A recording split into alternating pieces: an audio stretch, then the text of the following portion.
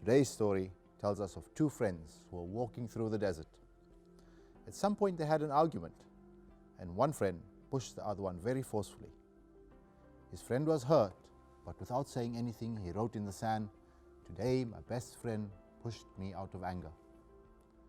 They kept on walking until the friend who had been pushed got stuck in the mud, and he started drowning. But his friend saved him, and after he recovered from nearly drowning, he wrote on a stone, "Today my best friend saved my life."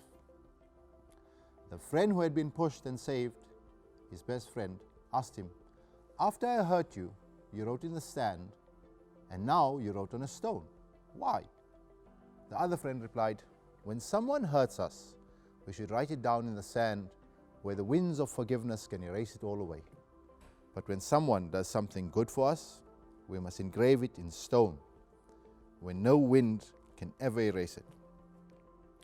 You may already be aware that we are always encouraged to forgive others because we would like Allah to forgive us for our sins. But as human beings, we sometimes find it very difficult to do this. Our egos won't allow us to do it, and we hold other people to account for what they had done to us. This can sometimes be so serious that we stop talking to the person or the people who have hurt us. When we think of it carefully, we must ask ourselves a few very important questions. First, are we guaranteed to live until tomorrow? Forget tomorrow. Will we live to the next hour or the next minute? If you consider that no one knows the time of death, and we are guaranteed to meet Allah subhanahu wa ta'ala and stand before Him with our deeds, we know that we will all need Allah's forgiveness.